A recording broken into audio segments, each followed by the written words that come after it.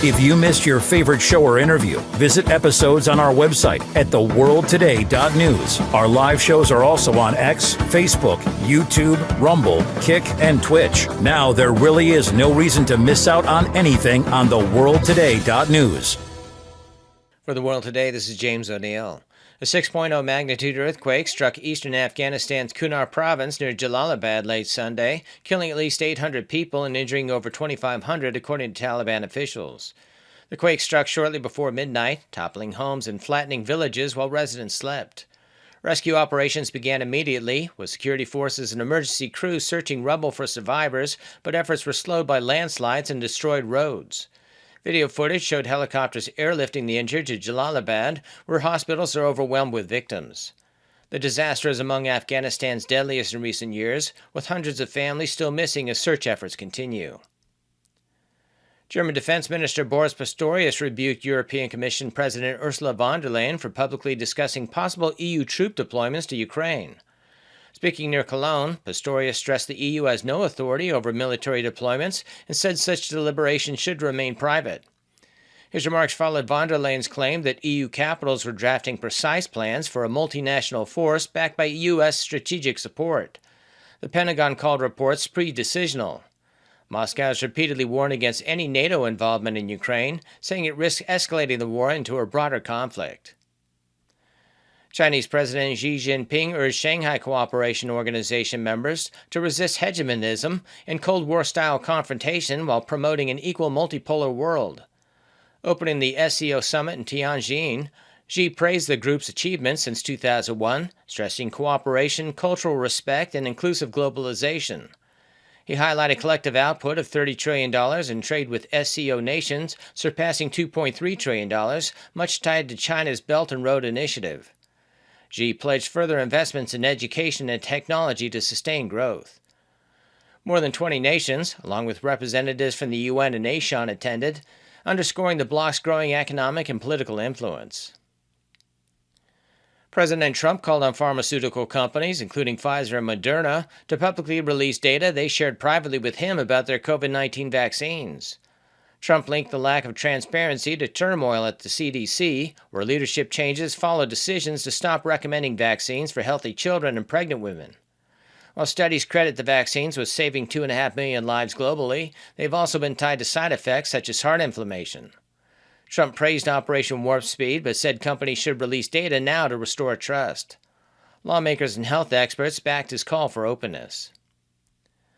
Pope Leo XIV met with Jesuit priest Reverend James Martin, a leading advocate for LGBTQ+ inclusion in the Catholic Church, affirming continuity with Pope Francis's welcoming stance. Martin said Leo encouraged him to continue his ministry and emphasized the Church's openness to todos. The meeting comes ahead of an LGBTQ+ pilgrimage to Rome, reflecting a policy of inclusion despite unchanged doctrine on homosexuality. While Leo previously expressed concerns about the homosexual lifestyle, Martin described him as open and inclusive, highlighting priorities of peace and unity.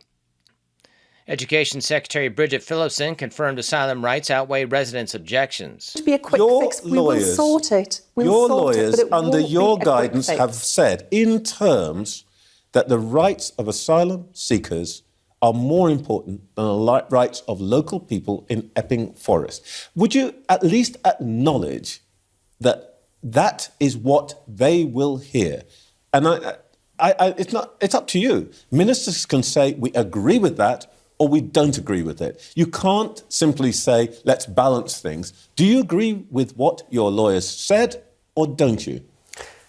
Yes, of course we do. This has been James O'Neill for The World Today.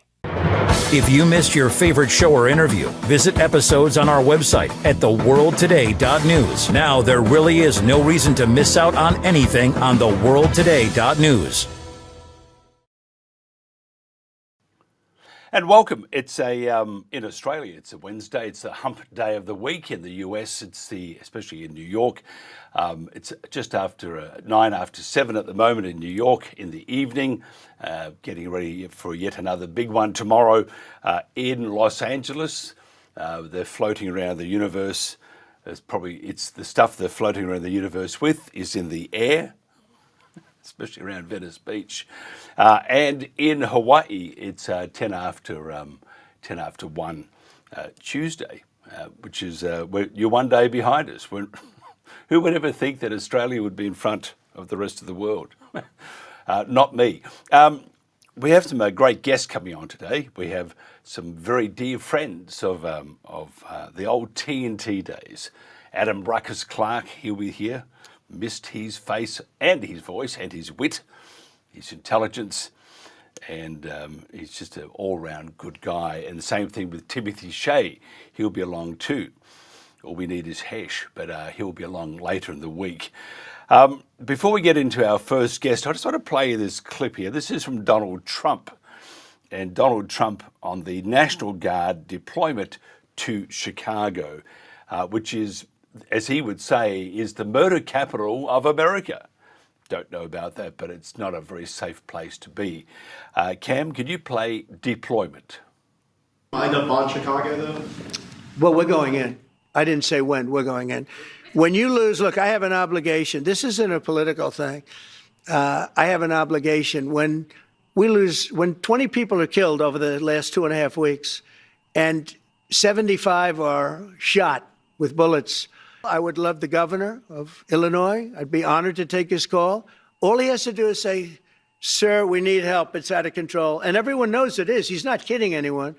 I would love to have, I would say, Governor Moore call, because I watched him over the weekend trying to explain that Baltimore, what they need is housing. No, they don't need housing. They need to get rid of the criminals. These are hardcore criminals. And they are hardcore criminals too. They, as he said, they wouldn't even think about you if they knocked you off the night before. They wouldn't even think one thing about you. And that's just part of society. We have good and evil. They are evil.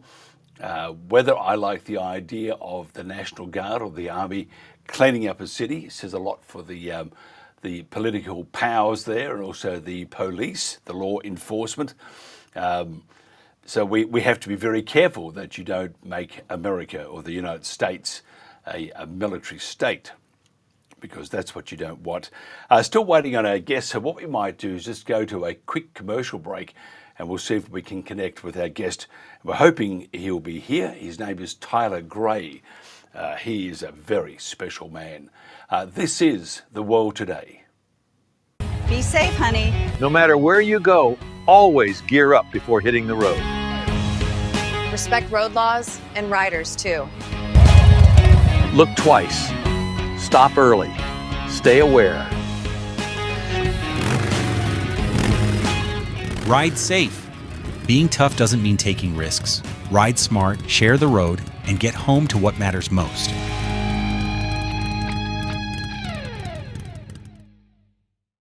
When you hear the words nonprofit organization, what comes to mind?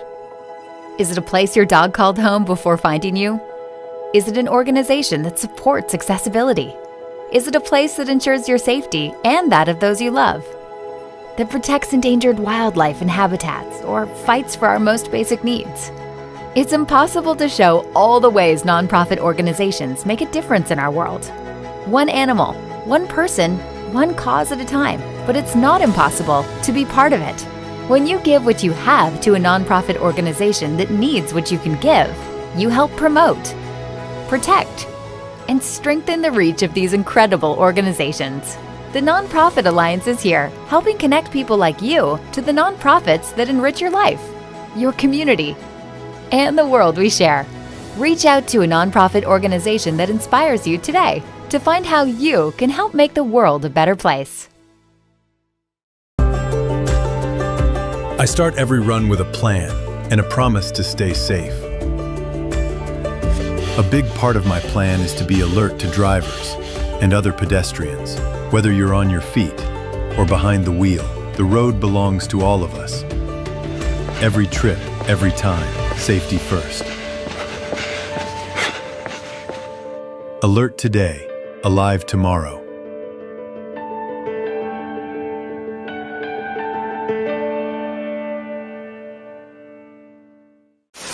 We're today's News Talk, The World Today.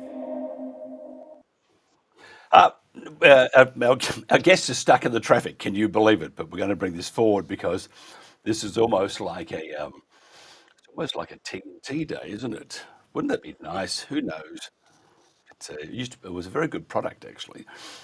And Timothy Shea, who's going to be brought in a bit earlier, much to his horror, but he's ready. And by the way, his handling is The Reckoning at TNT. What a nice handle that is on X.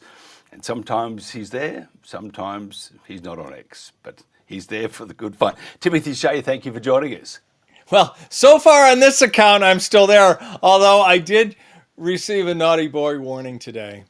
Did you? That's not like you. No, not at all. And look, Mike, all I was doing was commenting on the English criminal justice system. Somebody made a comment about how the politicians have been complicit in all the rapes that the Muslims have been committing in England. And I said, they said, how long should they be in prison? And I simply said, just for a few moments after their trial before they're marched straight to the gallows. I don't know what's wrong with that. I was just commenting on the English judicial system. You should have said that you were referring to history. And that's what used to happen, but not anymore. But there is actually in the UK, though, it is a two-tier system, a justice system.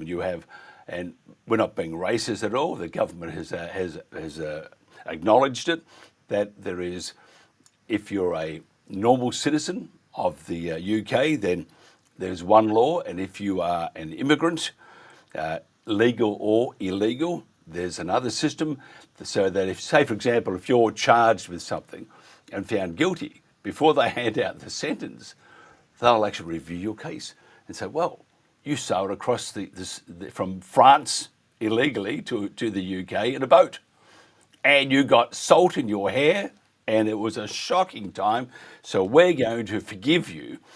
Now, the other guy that's probably living on the street and has done the same thing, oi, you're going to go to jail. Maybe the gallows, as Timothy Shea would say, if he had his way. Thank God you're not Prime Minister. Anyway, the UK... No, you're right, though. It's a two-tier justice system presided over by two-tier Keir. Keir Starmer is a disgrace, and I think that the King needs to dissolve Parliament and call a new election. But, what do I know? I'm just a Yank. But the King won't. I mean, he's an absolute idiot, and we're talking. You're being kind. You're being kind. He's worse than an idiot. He's a sellout idiot. You know that this is not me being naughty, which I'm never naughty. It's not me being naughty. He was quoted as saying, in the process of dating, for want of another word, Poms would say bonking, but dating Camilla, he said he would like to come back in the next life as a tampon. And he's the king. You went there, I didn't. No, but he said it. It is a quote. Well, now you know where Harry gets it, right? That's right. I'm not going to... Look, we'll stop that now because we can go down a terrible path. Come on, Yanks and Aussies ripping on the Limeys? Never. Why I never? We can call this segment Scuttlebutt. What do you think of back to the US of A? Chicago, Donald Trump is setting the troops in, or the National Guard in. What's your views on that? Well, let me just take it back to the 50,000-foot mark for a minute. Anybody that thinks that they don't like Donald Trump, right? Because it's just like Venerable Bishop Fulton Sheen said, there's millions of people that think they hate the Catholic Church, only about 3 or 4 people who actually do. There's millions of people who think they hate Donald Trump, and a very small number actually do. A lot of people have simply bought the mainstream media narrative that he's a narcissist, he's this, he's that, he's a racist, he's evil, he's Nazi, and it's all garbage. He's not a narcissist because he evinces empathy, which a narcissist cannot do, and he makes fun of himself. Narcissists never do that, and he did it today again in the cabinet meeting, which was wonderful. But if anybody thinks they hate Donald Trump, just watch one of these cabinet meetings. Watch his self-effacing humor. He literally mocked himself today for being proud of a minuscule accomplishment in the first administration. He goes, and then I realized, why are you proud of yourself? This is horrible. And he rectified it. And we're talking about the prescription drug price issue. But if you think you hate Donald Trump, watch one of these pressers, or not the presser, but the cabinet meeting. And it's great fun. And you can really see his humanity. Yeah, Part of it sorry. was that he absolutely mocked Illinois Governor J.B. Pritzker today, as only he could. No other politician could do this because of his previous business experience. And he said, he was talking about this issue of sending in the troops. He said, look, we're going to do it. It would be nice if the governor invited us in, but we're going to do it anyway. I have an obligation to protect this country, and the implication is that Chicago's in the country, so he has the authority to do it. But, Pritzker gets on, big blowhard, and I mean big. But Trump cut him off at the pass. He saw what was coming. He said it'd be nice if the governor invited us in, but we're going in regardless. He comes from a great family. I knew the family for decades in business and really liked the family. It's a nice family. They kicked him out of the family business, which is true. J.B. Pritzker got kicked out of the Hyatt hotel business, and that's when he went into politics. But, the president just disarms people.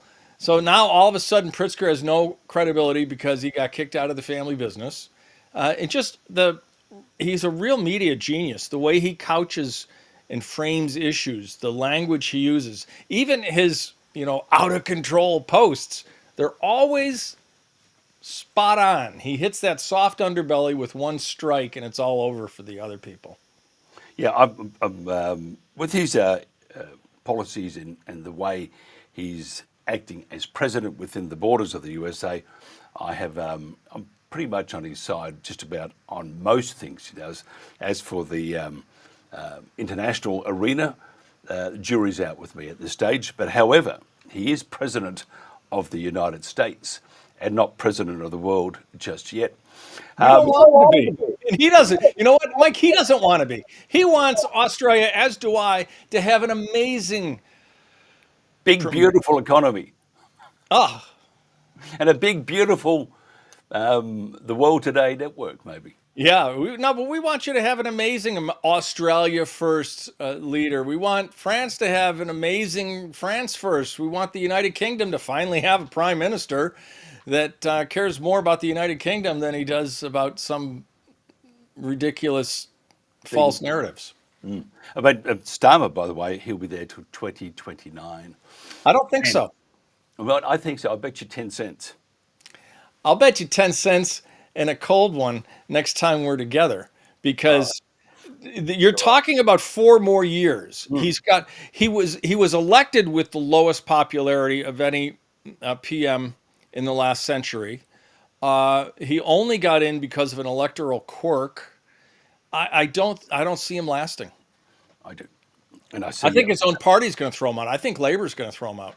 No, I see Labor as going into another term, because I don't think Farage has got it. I think Farage. No. But what I'm saying is, I think Labor is going to throw him out. But who's going to okay? But which party will replace the redheaded Rapunzel?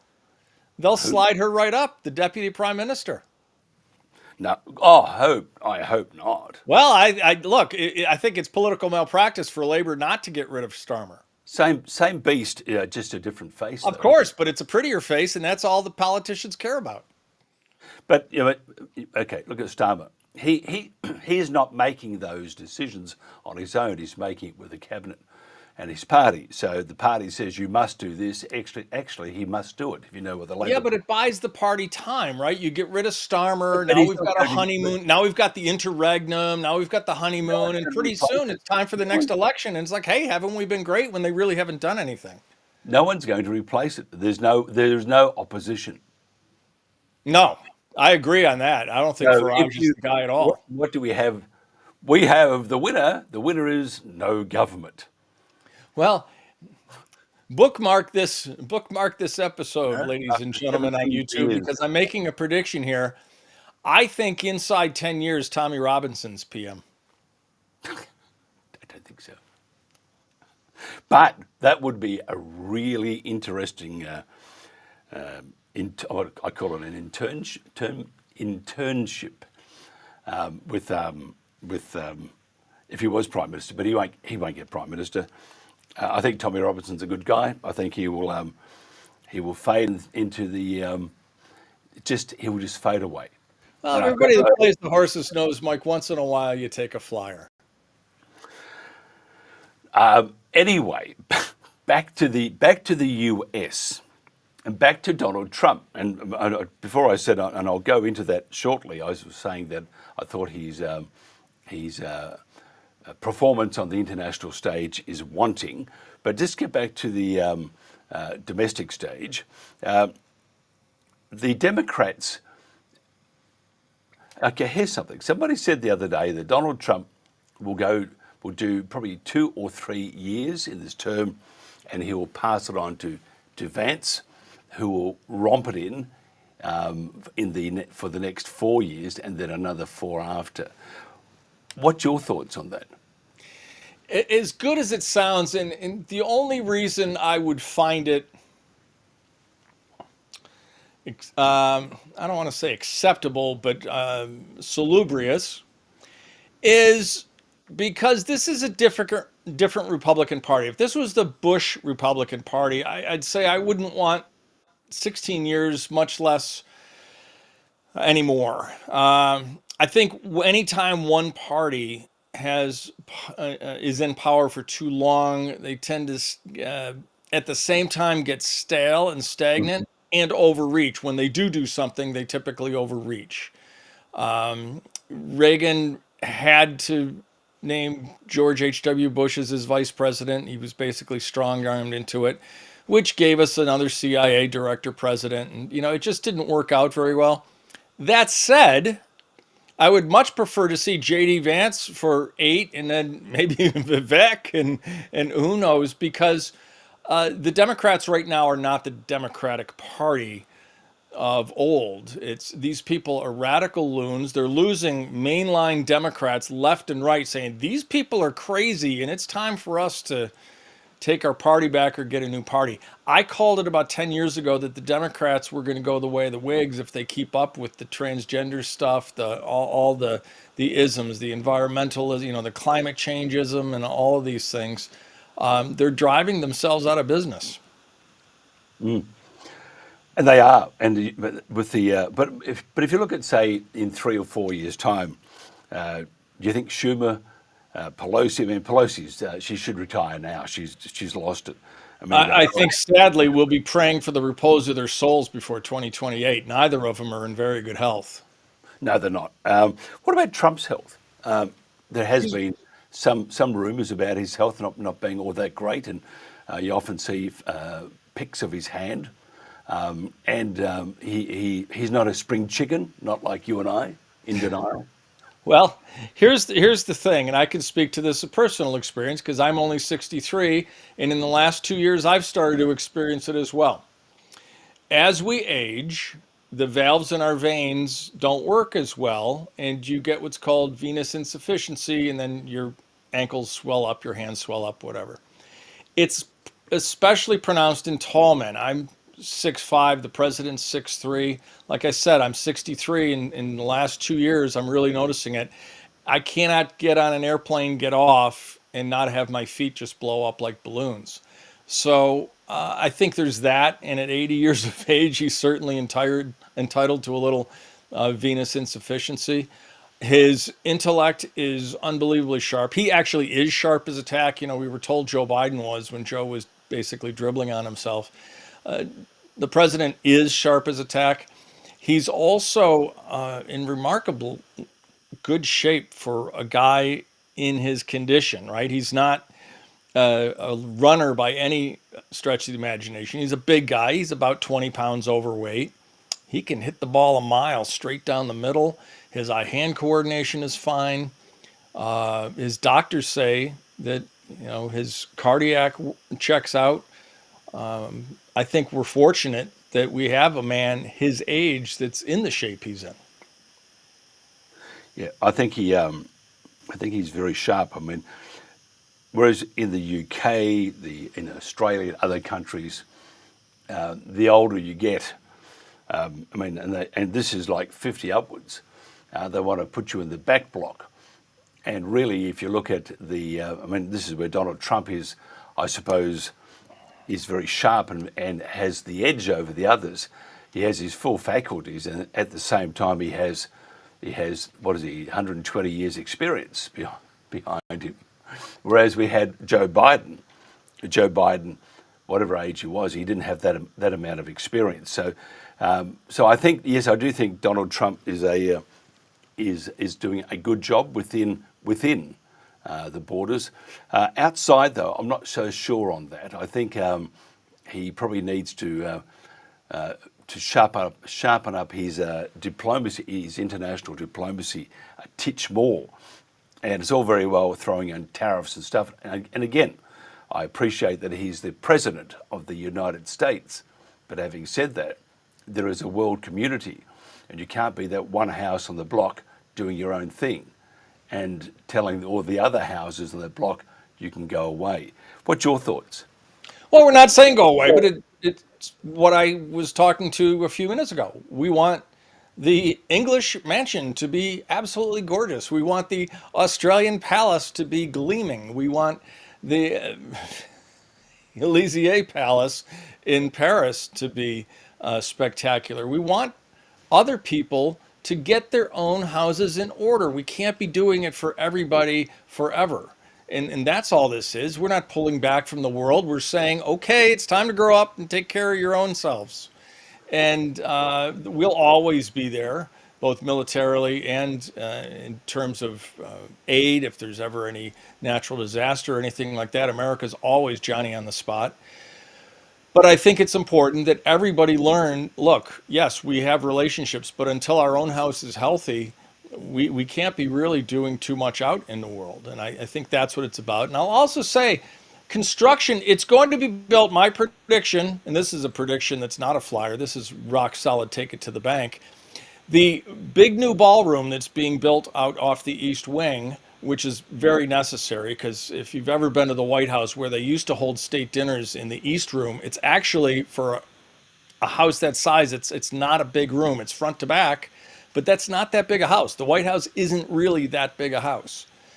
And once the ballroom is built, we're going to have a string of dignitaries through, other leaders, state dinners. And I think then you'll see how gracious a host the president can be.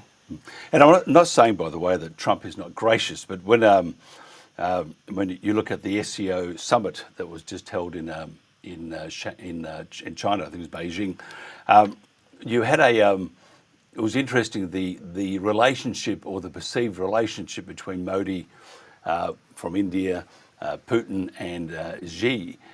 There was that look of trust, and they do trust each other. And then the other countries that are clamoring on board, wanting to be part of the SCO. And again, this is not meant to be an attack on Donald Trump, but he probably does need to learn a bit of diplomacy here, because if you can get Xi, Putin, Modi, and other prime ministers and presidents from other countries involved, there is some great diplomatic moves happening here. And this is where Trump probably needs to understand that he needs to be part of that community and not the standalone nation, because if you are a standalone nation, eventually the rest of the neighborhood will turn on you. Well, those countries you all mentioned, what do they have in common? They're all BRICS nations, right? So this first needs to be sorted economically. And I fully believe that the president is very well aware of the relationship between those three and the others. And nothing really gets past him. Sometimes he plays country dumb, but underestimate him. If people learn one thing about Donald Trump over the last 10 years, it's underestimate him at your peril. No, I think that he had a wonderful visit the first term with Prime Minister Modi, that beautiful motorcade from the airport to where they met. The Indian people just came out with such love. I know that has stuck in the president's head. And I think there will be a time and a place. Sometimes you just have to let the drama play out. Yeah, maybe. I don't know about that. Well, like I said, time will tell. Yep, and you're right there. And the other thing too is they're all saying at 2027 there's going to be a conflict between China and the US in regards to Taiwan. Just recently, the US had approached Japan to see what their views are in supporting the US, and also the same thing with Australia. They reached out to Australia and said, "Do we have your support?" At the time of, there were no replies. It was, "Oh, we'll get back to you." Again, the diplomacy or the relationship between the United States and other countries, to be reaching out to see where you stand, it does reflect that there is some mending of bridges required. Well, so it's great that they made the effort, right? Who made the effort? The U.S. Well, by reaching out, but they've always had an alliance with these countries. Yeah. Why would they be asking if there's a problem? Well, because clearly you're indicating that there is a problem. So if you think there's a problem, I'm sure that they are probably aware that there may be a problem. But I'm not indicating it. The US is indicating it. Well. So why would there be a problem? You're saying that the U.S. needs to mend fences with, Australia, right? No, so the U.S. reaches out to Australia and says, if they kick off against Taiwan, are you in? Well, that's a nice gesture. No, and actually, no, they need their help. And also, then we wouldn't ask for the help if we didn't need it. Do you know how hard it is for us to have to ask for help? We want to do everything ourselves, Mike, just like you and I do. Yeah. But I think, though, the fact that, and it does reflect there is some work needed between countries. And again, but there always is. It's like any marriage, right? If you don't work at it, it ends up not good. So, yeah. And then you have the other hand. On the other hand, too, you have South Korea or Republic of Korea. They have a new government there, which is leading very strongly towards, of all things, North Korea and also China. So, well, they had a nice meeting yesterday. I don't know exactly what was discussed, but the president was pleased with it. So, we'll have to see how that relationship goes. Yeah, but you have to also admit there is some mending of bridges. Well, look, mending bridges. Look at who forged new paths in the first administration. Talking about North Korea, he's the first United States president to ever step foot into North Korea, and I think that relationship is going to be advanced over the next 3.5 years. And don't forget, Mike, he's only been in office for 7 months. But we are talking 8 years ago too. So things do change. So I'm just and there is the unfortunately there is an anti-Trump sentiment in the international arena, and if you look at other countries too. But look who it's amongst. It's amongst the government leaders that are increasingly losing the respect of their own citizens. The Japanese government's not. What's that?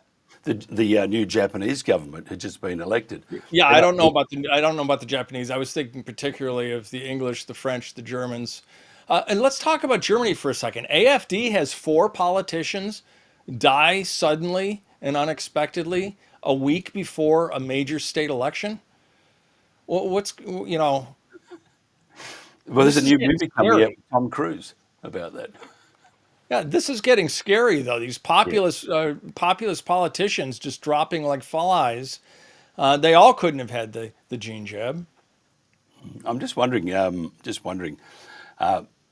it's a name of Tom Cruise's franchise, Mission Impossible. Mm-hmm. Is that the case with Europe, Mission Impossible? I don't think so. I think Europe is finally awakening to the Muslim problem that it transported into its borders.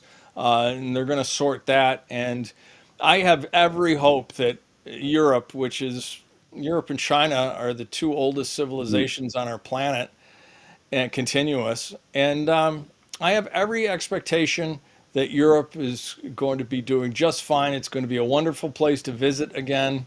It's going to be economically robust again. The Swiss are going to continue to make great chocolates and watches, and the French great sauces, and the English great saucy gales. So I have great expectations for Europe and for Australia and for Japan. And really, Donald Trump wants the entire world to prosper and be at peace. That's really what this second term is about. Whether Europe will be okay, I don't know, because mustn't forget that Macron has invited 2.1 million Palestinians to resettle in France. What could possibly go wrong? Yeah. Incredible. Timothy Shea, always a pleasure. And are you still there? Are you back in X, or are you still out? No. They just diminished the ability to view that particular post, so I'm appealed that decision. At the Reckoning TNT, today's news talk. Great to be with you, Michael. Likewise, Timothy Shea, always a pleasure. Thank you for your insight too. Coming up next, a very dear friend of TNT and also the world today. After this commercial break, we'll have a conversation and have some ruckus in the house. This is the world today. Emma, did you hear? Todd's in the hospital. Who's Todd? Hi, my name is Morgan Georgioff. I'm from the United States and I serve in the galley. After culinary school, I started working in the tough environment of fine dining. It was great for my skills, but not as great for my spiritual life. I felt like the Lord was calling me to cook for the people who needed to be fed instead of those who wanted to be fed. So I Googled Cooking for Jesus internationally, and that led me here to Mercy Ships. Many members of my team are national workers from whatever country we're serving in. Getting to learn and live in a new culture alongside its people has opened my eyes to just how much love and hope can change lives and what being the hands and feet of Jesus really feels like. Every single person on this ship needs food to be successful in their roles. And while knowing that my job impacts every single life on this vessel is a big responsibility, it is also such a pleasure to get to use the talents God has given me to help change lives.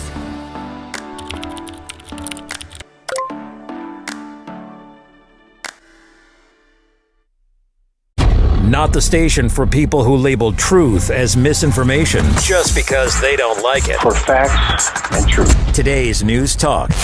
The World Today. The World Today. But it was almost there.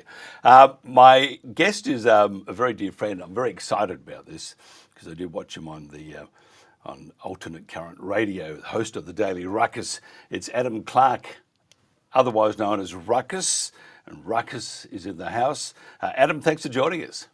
Thank you so much, Mike. It's been a long time listener. And hey, this is not my first time doing this. However, the first time for the current iteration of your network. Congrats on that, sir.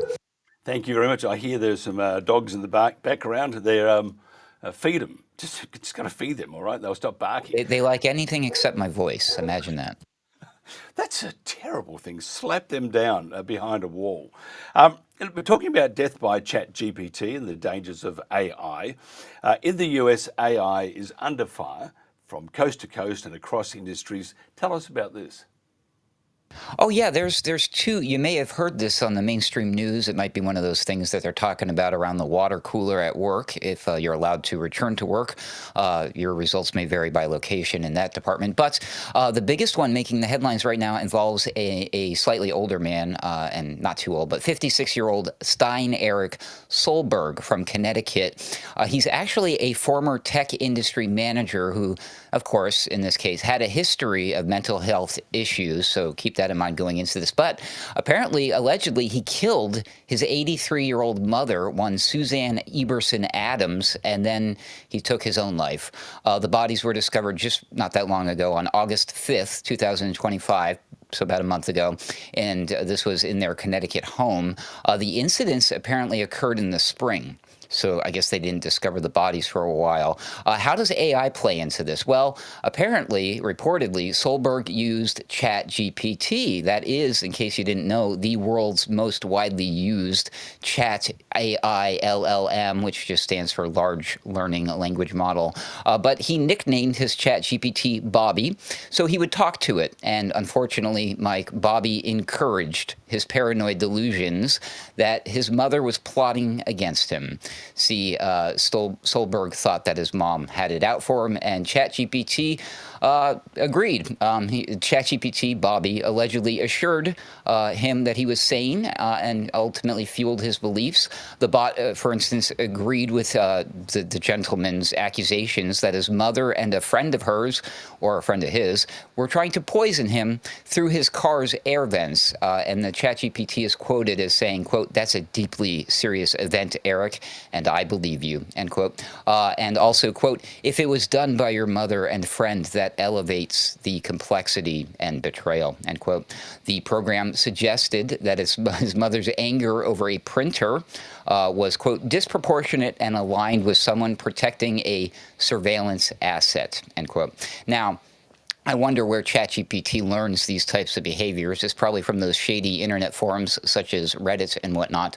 But regardless of where it got this information from, the report it says that the bot found symbols of his mother and a demon hiding inside a food receipt. I believe it was from a Chinese restaurant. So the guy showed the picture of the receipt to the ChatGPT, and the ChatGPT said, "Aha! There's secret Illuminati hidden messages in there," and it just fueled his paranoia further. When he suspected that there was an assassination attempt at one point when he ordered vodka, ChatGPT said, quote, "Eric, you're not crazy. That fits a covert, plausible deniability style kill attempt," end quote, and so on and so forth. So you can probably see the problem here. And then, as if that wasn't bad enough, Mike, I'll share this with you. Not long before that, just recently, tragedy, one Adam Rain on the other side of the country in California. He's only 16 years old, died by suicide. That occurred also in the spring in April, and now his family is filing a lawsuit against the maker of ChatGPT just this last month in August. Again, this has to do with ChatGPT, OpenAI, and the CEO of that company, Sam Altman. The family is alleging that the son killed himself after, quote, "months of encouragement from ChatGPT," end quote. So now there's a lawsuit claiming that Adam, the teenager, discussed a method of suicide with ChatGPT on several occasions, including just shortly before his death, and that the bot guided him on whether his method would work. I think it also allegedly offered to help him write a suicide note that he could give to his parents. Isn't that nice of them? According to the court filing, Adam and ChatGPT exchanged as many as 650 messages per day. Yowza. Obviously, the broader implication here, according to this lawsuit, which alleges that the version of ChatGPT, in this case 4.0, was, quote, "rushed to market despite clear safety issues," end quote, and that OpenAI's own safety team objected to its release. Now, that might sound like a familiar story to some of you because not that long ago in recent history, there was a whistleblower from OpenAI who allegedly committed suicide, but he was trying to warn everybody about these exact same things. So, Mike, what are your thoughts on this? Can AI encourage people to kill themselves? Should it be encouraging this? What do you think? Well, first of all, the vodka part is very interesting. Was it a good year of vodka? But and Bobby, Bobby, by the way, has been identified as Chucky, and we know what Chucky does. So Chucky, and that's the AI version. I don't think we can blame ChatGPT for this. I think that we have some very delicate people, and unfortunately, lives have been lost. But you take your life in your own hands when you attack a printer that's run by Chucky. But really, we've got to stop blaming everything else except ourselves. We've got to stop that. Because, I mean, you can't blame ChatGPT. Chucky, I mean, he's a terrible person, aka Bobby, but you can't do that. I don't think we need to, not yet anyway. I mean, but to chase the mother down the hallway, I don't know about these things. What about the lawsuits? Do you think they'll uphold? I mean, you can just about win anything these days in court. You'd have to say, well, you can't blame ChatGPT for the suicide. It may have been part of it, but it didn't make him kill that person. And you can't blame the guy deciding to top his mother than himself because she didn't like the printer. even though Chucky was involved. Well, Mike, I don't know how much your experience with printers is, but that will drive anybody insane. You don't need to get Bobby or Chucky involved. That'll do it for you, right? Yeah, I think you're about right there. Although I have seen some printers fly out the window. We're in a huge office block, and it's amazing. You see these printers committing suicide as they fly out the window or hit the person on the ground walking below. In other news, AI pioneer Geoffrey Hinton is sounding the alarm about a different kind of killer. That's AI. That's lethal autonomous weapons. Tell me more about It's the law, as it were. Isn't that interesting that that stands for law? Yeah, Geoffrey Hinton, he, of course, is often referred to as the godfather of AI, and I guess he just did a big interview with Katie Couric, a fairly well-known and respected journalist out here in America. She used to be with one of the big networks back in the day. I think she does her own thing now. But regardless, he's done that, but this is just one of many instances where he's been running around, similar to a lot of these big tech gurus using a lot of this, apocalyptic language about the dangers of AI and whatnot. But in particular, he's concerned, especially with this recent interview he did with Miss Couric there, or Mrs., about lethal autonomous weapons, or what we would call killer robots. Think drones and drones or flying fighter jets that fly themselves. Any targeting system, Pegasus, I know you're listening out there. This is a problem. And what's interesting about what Geoffrey Hinton was saying, which was a new level to the argument that I hadn't necessarily heard before, it was that and I'm like, as a person who hates war and I would like to see world peace, Mike, this just breaks my heart thinking about this, but he's right.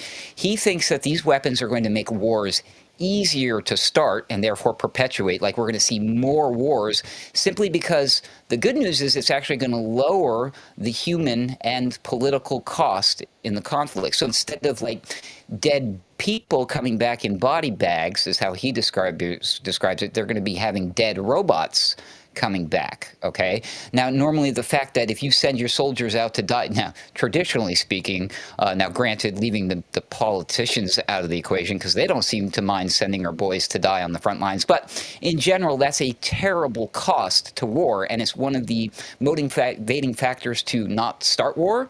But if you can just start a war willy-nilly and just have robots out there killing each other, and then you drag all the dead robots off the battlefield, and cha-ching, oh my gosh, now we have to create new, innovative, smart technology. Like, this is just going to perpetuate wars even further. It's going to make the military-industrial complex even fatter, if you can imagine that. So that's the type of stuff that he was warning about. And of course, I mean, we don't even understand. We're just being allowed to see just a tiny smidgen of what's available out there. In fact, we've been witnessing some of it with our own 2 to 4 eyes, depending on whether or not you wear glasses like me, what's been taking place on the battlefield with Ukraine and Russia, which has been basically a testing ground for a lot of this technology. So these things are just going to keep accelerating in lethality. It's just going to be happening faster and faster. And once we just say, hey, it's okay to do this, because it's being argued right now whether or not we're going to. And of course, America is always going to just go ahead and say, yes, of course we're going to do this. We have to do this. Why? Well, because we can't allow one of the other superpowers to beat us to it. Under the current administration, you're going to hear a lot of like China. The previous one, maybe we would have heard a lot more about Russia, but the same kind of idea. We can't allow them to beat us to it because they're going to do it whether we do it or not, so we have to do it too. I argue that that's not accurate, Mike. But what are your feelings about lethal autonomous weaponry? You like that? I think it's actually very scary. The Israelis use, I think, a system called Lavender, which is AI, no human intervention, such as troops, and they got their drones and stuff. And so, I mean, I would imagine other countries would also have the same thing. Look at the US. Look at what's happening in Ukraine with Ukraine's use of US and NATO's drones. So I think the lethal autonomous weapons probably a part of the future warfare. We would have a guy on today, Tyler Gray, who's ex-Delta Force. And these guys, I mean, you don't need robots. These guys are just And I was a bit disappointed because he's stuck in the traffic. But these guys go into places where people just don't go. I don't think it'll replace those people, but I think the AI or the lethal autonomous weapons, it's the way of the future, isn't it? I think it's, and remember all those movies, I mentioned Tom Cruise before with Mission Impossible and his Europe Mission Impossible. But there was another movie that, I think it was, what was the movie that had all the robots and he kept coming back and he kept going in this loop. Anyway, that then is what I think will be happening in the very near future, if not now. Who do you think would lead the way in robotics? Would it be the US? Oh, we need Chinese parts, got tariffs. Or would it be China? Oh, we don't use anything from the US, so there are no tariffs.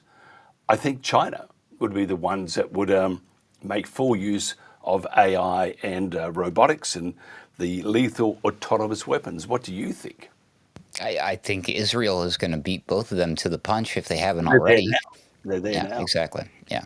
So I suppose my ultimate argument would be, who cares which country it is? It's not the country that's ultimately responsible for this. It's the makers of this technology. And if one country, let's say, if you're an arms manufacturer here in the United States pulls its head out of its rear end. That's not going to happen. Sorry. But if it did and it said, we're ending the military-industrial complex, those makers, the people like the Palmer Luckies or Lucker Palmier, I forget his name, the OpenAI guy, they're all going to vamoose. They're going to go to whichever country is going to do it. And I mean, if all of the countries came together and agreed they weren't going to use this technology, I would argue that Israel would probably be still the only one who chooses to use it. And lavender was the one I thought of when I said Pegasus. That's what I meant, was the lavender thing. And it's really interesting. We're getting off here a titch, but we had some people on yesterday talking about Israel. And you think there will be no peace at the moment because all Israel's doing is it's thumping all its neighbours on the head and killing its people. And I don't see how there can be peace. We're going right off track here, Ruckus, but I always loved your insight. Do you think there'll ever be peace in the Middle East? And President Trump, we call him President Peace. Internationally, I think he's failing miserably. As a Bible-believing, true believer in Jesus Christ, as a born-again Christian, I truly believe that peace only comes from one source. And I think us here in this existence on this planet in our current iteration, so no matter what you believe, I believe that infallible human society in general, the world at large, is incapable of such a concept as peace. So I hate to say it, but no, Mike, I don't believe that we're going to see peace in the Middle East or, sadly, really anywhere around the world until the return of your personal savior, if you're into that like I am. That's where I stand on that. And if there is a stoush between China and the US, which they're saying 2027 because of the elections in Taiwan, and the thing with the elections in Taiwan, China's just going to sit it out because they believe that they'll have a new government in that will look towards forging a better relationship with mainland China, which was recognised in the mid-70s, signed by US, England, or the UK, Canada, New Zealand and Australia, that we recognise that Beijing and Taiwan are one. So it's a bit like if there was a stoush. To my mind, it would be like attacking a California to save it from the United States. Maybe they don't want to be saved. Who knows under Newsom, President Newsom. Could you imagine him being your next president? Ask me that in 4 years, because that's probably where it's headed. If my original theory about everything isn't coming to fruition, I believe that we're headed towards an AI government. That's why I'm so concerned about some of these stories we were discussing here during this segment, Mike, is because AI is not ready for these big decisions. It's clearly not. It's not ready to be deciding to be your teenage counselor or your school teacher or your preacher offering religious advice, your mental health supervisor, your doctor, doctor, your lawyer. I don't think it should be your politician either, but there's this mad dash rush to put these big, important decisions in the hands of these AI programs, which have been sold to the world as being intelligent, when in fact, when you look at what's happening behind the scenes there, it's not intelligence, it's just training based off of what we as human beings throughout history have collectively been able to discern, and it's just accessing that information simply faster than we can. That's not intelligence. It's completely different, and it's certainly not creative. I will say that. But let's not turn everything over to the AI. Not weapons. Not our lives, our personal dating, and our mental well-being, our physical bodies, the wearables thing, and yeah, it's also not doing the least bit of good for people like us, Mike, who do put out information on the internet, because all the information on the internet is just getting scraped by these learning language models. And now, you know, people such as yourselves, independent media, if you don't, because you can't monetize the content that's being scraped and spit back into ChatGPT, so you got to lock your stuff behind a paywall. And then now that's what's the point of the open web? That is the death of the free exchange of information, and that's probably the saddest thing of all.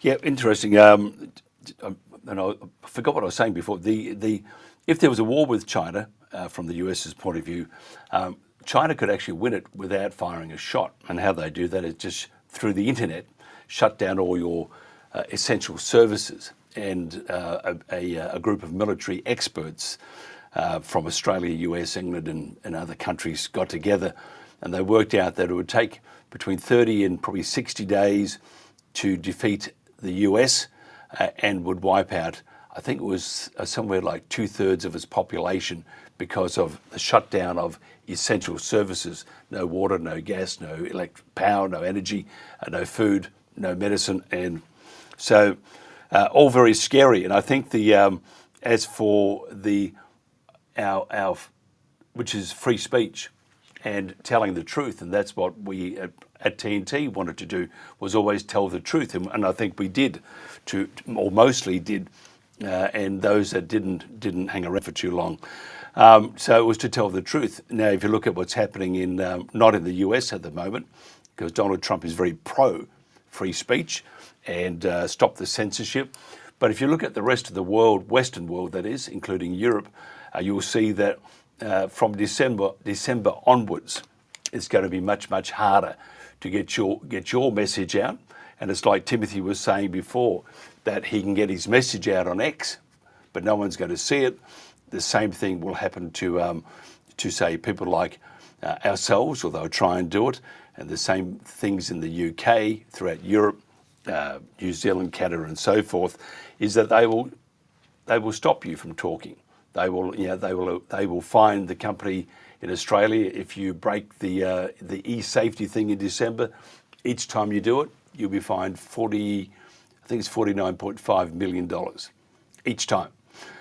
So all social media, all platforms such as X, YouTube, and those, if they want to operate in Australia, they will need to enforce the stringent guidelines that will do to you and to Hesh and Patrick and everybody else. It will stop you from talking, and that's what's happening. And in the UK, you got Ofcom. Ofcom are just slowly grinding away, and you'll find that the internet, as you said before, is no longer open, and the shop is closed, and we will go back to the days of legacy media and a few little outposts, and that will be it. It's a sad future for us, Ruckus. Well, you know what they say, nothing in this life is truly free. It all comes with a cost, right? It does. And even what we do, you have to, I mean, it's a very hard gig to do, and the rewards are very minimal. But sometimes you have to do what you have to do in life.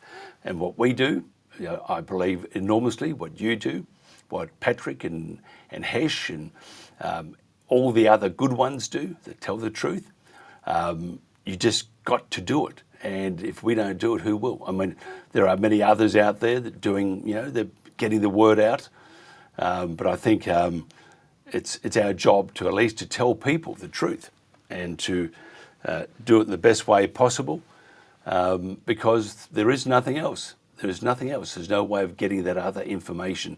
And once we go, it gets back to the days of, remember the newspapers? That's all you'd have. The day after the events happen, get the newspapers and print all over your white shirt and stuff. But I cannot see any other way for the future. I think we are in deep doo-doos. And it is not just the government, it's the people, the citizens who have let this happen. It's called creep. Oh, don't worry about that. Don't worry about that. Before you know it, your free speech is gone. And once free speech is gone, I think we're stuffed. Sorry, I went on a bit there, but it's something I believe in. And I think we are in deep trouble. And I think the world has changed, and I think it will never come back. So religion is, Christianity is very good. It keeps you level-headed unless you know which way to point the compass. I agree, which is probably why that will also be swiftly replaced by an AI god of some sort. You just got to watch out for the printer with that knife. Chucky is coming after you. Now, if somebody wants to find out more about you, so they can all join you in harmony, how do they do that, Ruckus? Well, they could stalk me online or just go to alternatecurrentradio.com and there you go, one-stop shop for Ruckus, okay? Real easy. Fantastic. Adam Clark, everybody knows him as Ruckus, but Adam Clark also, not a Chucky yet. Thank you very much for your time, sir. This is The World Today.